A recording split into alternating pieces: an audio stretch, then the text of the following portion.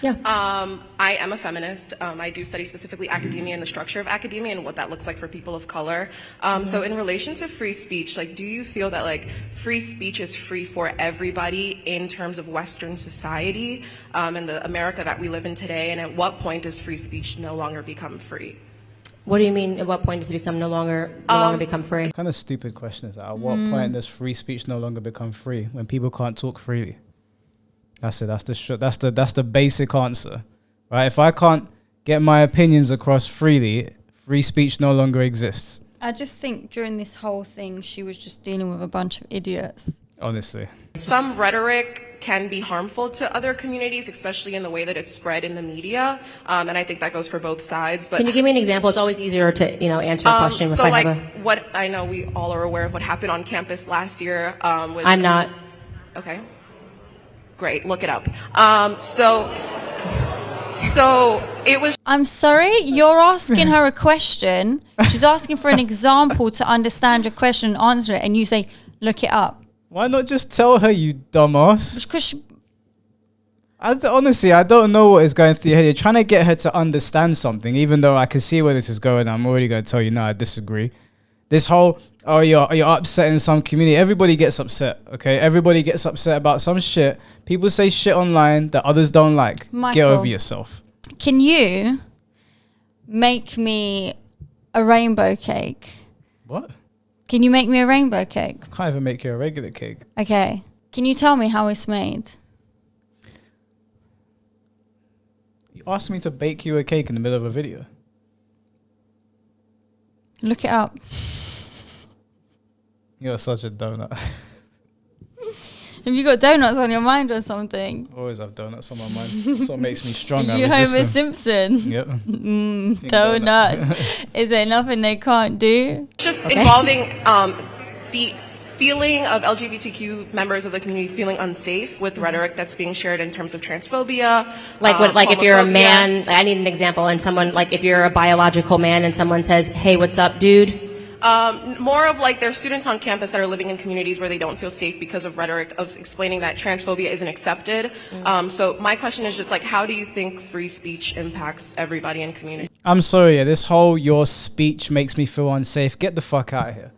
That's ridiculous. I could call you every name under the sun, unless I'm literally telling you I'm going to come fuck you up. Unless I'm literally saying I'm going to come and hurt you because I don't like you.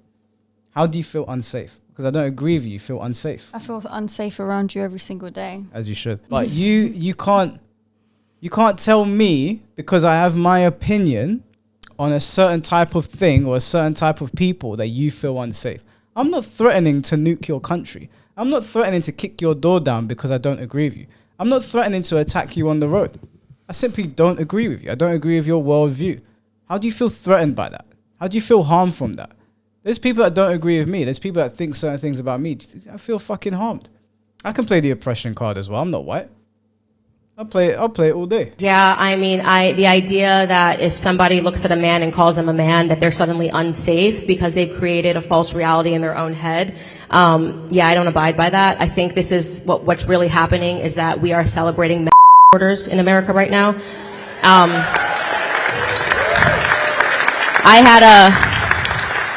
I had a stalker, a very serious stalker at FBI, ended up getting involved, who had suffered from schizophrenia. He very much believed, and it was a terrifying thing to go through. He escaped the Psych 5150 hold, and he very much believed that he and I were in a relationship, and he would send me about 100 emails a day, okay?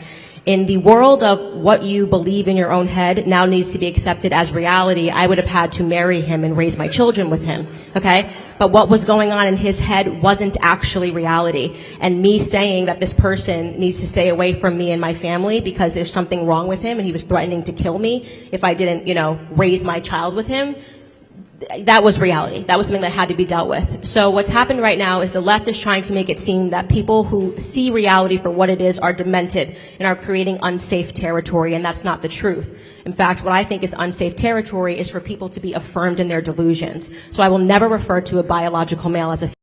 And if that makes somebody feel unsafe, I'm not following you around. I don't know what happened on your campus. I wouldn't follow you around and say, hey, you're a male. Totally fine. Go live your life as you want to live your life. But when you say that the way that you live your life now has to impact me and I have to pretend that I see a woman when clearly you are a I shouldn't have to play that game. That's all. Thank you very much. Honestly, couldn't have said it better myself. And that's what she said there is pretty much exactly word for word what you always say on this channel anyway. Yeah, I don't go around bothering people. Obviously, this is a channel where we talk about things like this, but I don't go up to people and bother them in their day-to-day. I couldn't give a shit. I mean, I don't care what most people are doing in the day-to-day. Like, I made a comment on here a couple of days ago where I said I'm a pretty mellow person, and so someone commented saying I'm anything but. But anyone that knows me knows that I'm a mellow person. Yeah. I mean, you would know yourself. I don't act triggered around people or whatever. Yeah. I'm very quiet in person, but obviously when I'm on a channel talking about things, I have to talk about them, and I'm gonna express myself the best that I can. But when the camera goes off, I'm very quiet. I mind my own business. I don't bother people. Yeah. You know, like, it's you want to believe those things, believe it if you want, but nobody else has to follow suit. Candace is right. Yeah, I think they've got to pick their battles, because it's kind of, I look at it as kind of like the boy who cried wolf. There probably is people out there who are quite abusive to people who, you know, are transgender or whatever. Course, yeah. And then there's people who are not bothering you. They're not making you feel unsafe, like she's saying, but they just don't want to affirm it to your face or don't want to be dragged into it. There's a big difference there. So you can't just make these statements that you feel unsafe when the majority of people are not actually doing anything to you, because then people more likely aren't going to believe you when you are having someone who is actually being physically abusive to you. Yeah, I think that I would go one step further and say that most of my issues, although I don't agree with trans ideology, and I think that these people need to get help, and I mean that in like a sincere way, not like a taking the piss. I think the people that don't have the affliction, or they don't feel like they're in the wrong body, but they're telling other people, yeah, you're in the wrong body. Chop off a limb. Chop off something to make you feel better. I think those people are abusers. I think those people are the ones that need to be held to task. I think those people that are the ones that are pretending to be empathetic, that are pretending to be considerate of other people's feelings, I think they're the ones that need to be held accountable. They're the ones that are sane of mind, telling other people who feel like they're in the wrong body, yes, you are in the wrong body, lump off this piece of your body. Those people are abusers. And I mean that, like, literally. I don't think, and some people are ignorant and they just want to be nice, but you don't realize that you being nice you are contributing to a growing problem. It's not nice to affirm somebody when they're confused. You wouldn't do it for anything else. If somebody had another mental illness and they were confused, you wouldn't say, yeah, do this, the thing that's going to make it worse. And honestly, I really don't care how people take that either. That's what I think now. I'm not going to go up to someone and say, you're a bad person, blah, blah, blah. Some people they're delusional and they think that they're helping people by doing it. I don't think everybody that thinks that has ill intentions. I think some people genuinely think they're doing the right thing by telling people that. But if you really boil it down to what it is, you're pushing someone down a dark path. If you called me and you started saying, Mike, I don't feel like Sabi anymore, I feel like Benny or whatever, I'm not going to say to you, yeah, you're Benny. Lop off your tits, do whatever they do down there to your vagina. You're Benny. That would make me a bad friend and an abuser, right? I'm essentially taking the piss out of a mentally ill person. So that's how I feel about those people. My issue has always been, and it's the same with the teachers, right? You're there to educate these children. If the child is genuinely feeling confused, and then you as the educator, as the adult, is pushing that child further into the confusion, you are the abuser here. The child isn't the person that should be getting attacked. They're not the person that should be getting the hate online. It's the teacher that should be getting it. Teachers are meant to educate. They're not meant to confuse. What do you have to say to the trans students on this campus who actively feel victimized by your presence here today? Life's tough. Get a helmet, man. I'm too pregnant for this. Next question.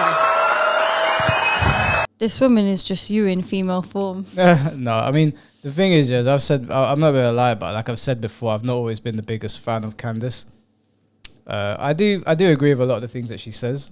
I haven't always agreed with the way she's gone about things. I used to strongly disagree with her because she used to be very left-leaning. From what I remember, she used to be like on like the very left-leaning feminist side, but she sort of did a 180, and I didn't know if it was genuine or she was like trying to capitalize. Isn't she dating like somebody from the UK who's in, I think, the Houses of Parliament or something?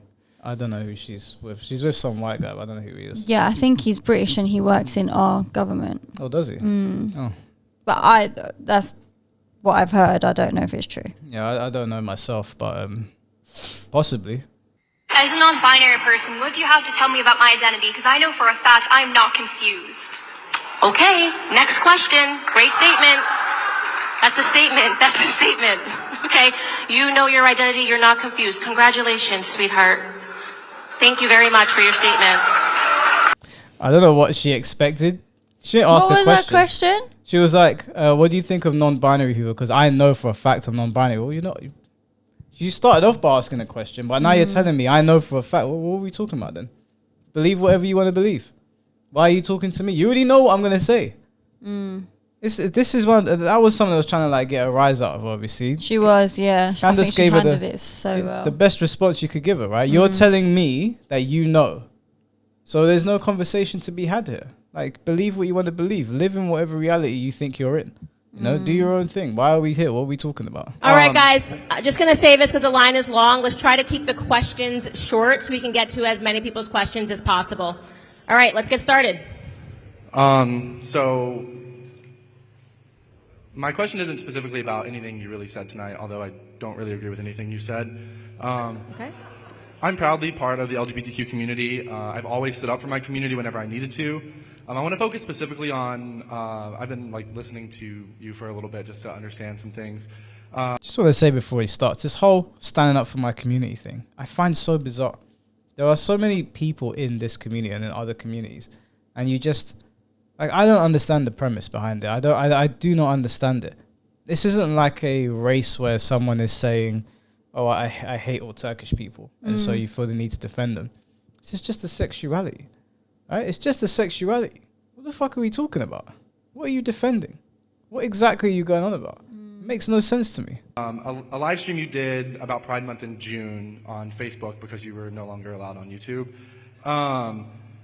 The event that you were talking about, I actually had the honor of attending that event with a lot of my really close friends, and I found it very perplexing to me how you choose to only focus on the things that are negative when it comes to the queer community. I'm sorry, when it comes to what community? The queer community. Okay. Do you not realize that people like you and people like the people you're around and that, you know, continue to have this idea of us are the reason we feel that we have to be so openly proud of who we are? Your demented homophobic and transphobic rhetoric and rants just further prove our point that we have to fight loudly to be respected. The reason that LGBTQIA plus suicide rates are so high in this country isn't just because we're part of the community. It's because there are people like you who make us feel like we don't belong. The only LGBTQ agenda we have is Okay, is there a question in there or a speech? Yes. Where's the numbers on that? I love it when people say that. The reason that the offering themselves rates are so high is because people disagree, because people don't believe the same things they believe. Where are the numbers on that? Is she not allowed on? Is she banned from YouTube because she was basically speaking up for her beliefs? I think she misgendered, and she got suspended for a week.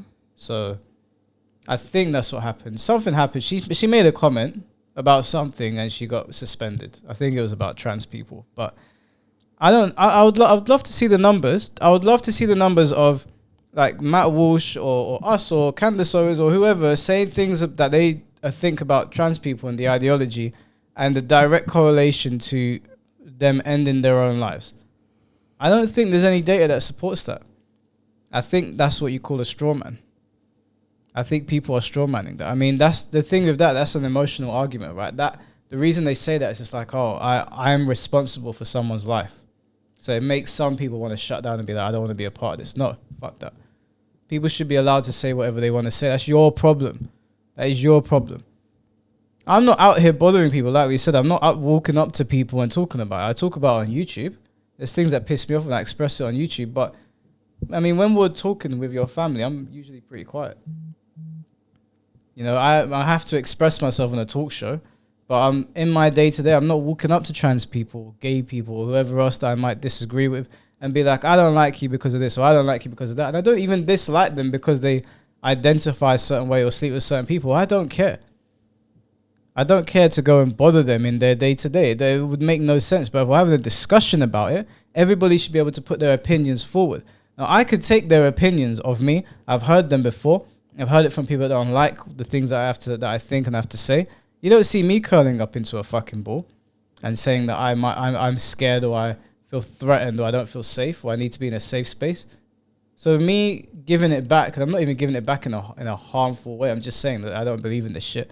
That's harming them. It's an emotional argument, and I think people are starting to. Well, people have been seeing through it for a long time, but I don't think people should be pushed into a corner where they have to feel like they have to say something. Gotta ask a question, buddy. I know you wrote this out in your notes, but ask a question. Let's go. How do you think other people who, with your beliefs, respond to the fact that your hateful and harmful rhetoric costs the lives of queer children every single day, on average, every 45 seconds? Okay, so this is just going to be a pure boogeyman. You're pretending that someone committed suicide because of Candace Owens. You've got no facts here. Every 45 seconds. Every 45 seconds. On average. I would love to know where that number came from.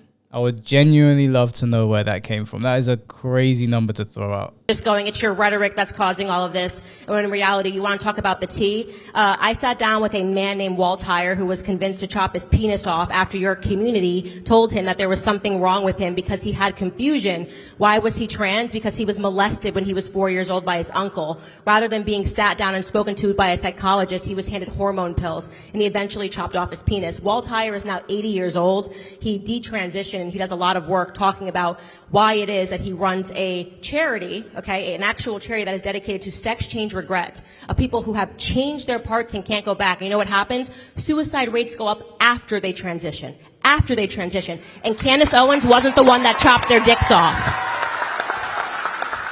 Great. Next question.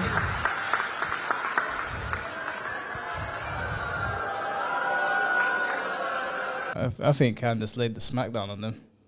Yeah, I was so looking forward to her response because I was thinking, what is she going to come back with? And yeah, she knows what she's talking about, and she delivers it very well. I remember when Jordan Peterson was saying that he was calling some of these doctors that do the surgeries butchers, and people got really angry at him. But I didn't really understand why, because I was like, sorry, but if somebody that's not well comes up to you and asks you to remove something from them, right, and then they're a child as well. If you want to do this and you're an adult, you know, although I don't agree with it, that's, you know, you're an adult, whatever. But children and teenagers and doctors agreeing to it, I think calling them butchers is very fair. I mean, 30 years ago we wouldn't have said that this wasn't wrong. I don't know what happened. I don't know why we think it's okay now. They're children and they're young adults. They don't understand things yet. There's a lot of people, and the whole transitioner thing doesn't get amplified enough. Like, not enough people know about it. And there's a lot of people that are detransitioning, but the community doesn't want to talk about them because it goes against the narrative. It goes against what they're pushing. And I don't think it's all the people on the ground. I don't think it's all the trans people that are doing this. I think this is a top-down thing, again, where the people in charge can see the profit and what it's doing to our society. And they're pushing it and pushing it and pushing it to the point where you call things out like this. I mean, it's even like the MAPS thing, where they're pushing, normalizing these things that are just all over the place. And we're standing here like, what the fuck is going on? But we're called crazy now. We're the crazy ones for saying that men are men and women are women, or minor attracted people is a ridiculous term. Just call them what they are. They're pedos, right? It's not normal. And it's not okay to be like that. Right? And it's not okay to tell people to chop off their body parts. Like that, I would call you a butcher if you were doing that to children.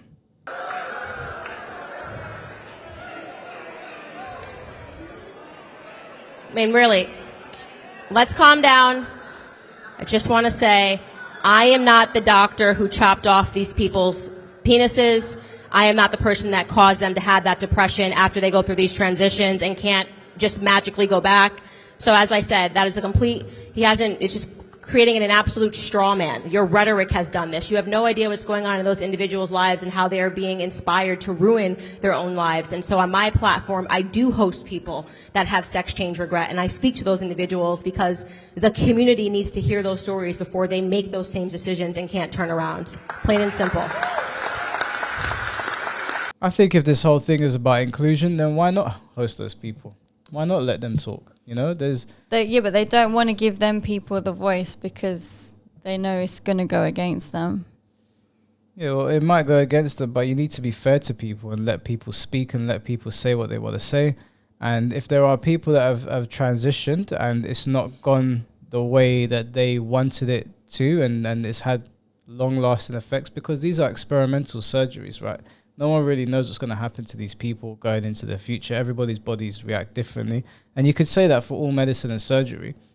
But when you're messing with, when you're essentially trying to play God, I don't think that anything good is going to come from that, especially in this sense. Now, I don't dislike people because they want to identify a certain way. I just don't agree with the idea behind it. I don't subscribe to the whole pronoun thing, and I don't think that men can become women, but I should be allowed to think that. Why can't I think that? Everybody else on the planet thinks that. It's only over here in America where people seem to think that it's the other way around. Even in Thailand, you know, when you speak to people, they're like, yeah, we understand, ladyboy, right? They say it themselves. When every guy that I've spoken to has been over there, and over there walking down the strip, and you've seen it on Instagram, all the girls are like grabbing you and pulling you. Apparently, they're required to say, yeah, I'm a ladyboy. Obviously, some are not going to in the moment, but they're required to point that out to not deceive people, because there's no sort of like, there's no delusion over there. They know what the deal is. They might appear a certain way, but they call themselves ladyboys for a reason. But over here, for whatever reason, we don't use that term. We act like they're actually women, and letting them into female spaces, and then people get angry when like Rishi Sunak stands on stage as like, oh, we shouldn't be forced into saying these things. And I'm just like, what are you getting angry about? The whole thing is about inclusion. Don't our feelings and our thoughts get included in that? Or it's just think the way I think, say what I say, or you're hurting my feelings and now I need a safe space. Like, get the fuck out of here, man. Grow a fucking backbone.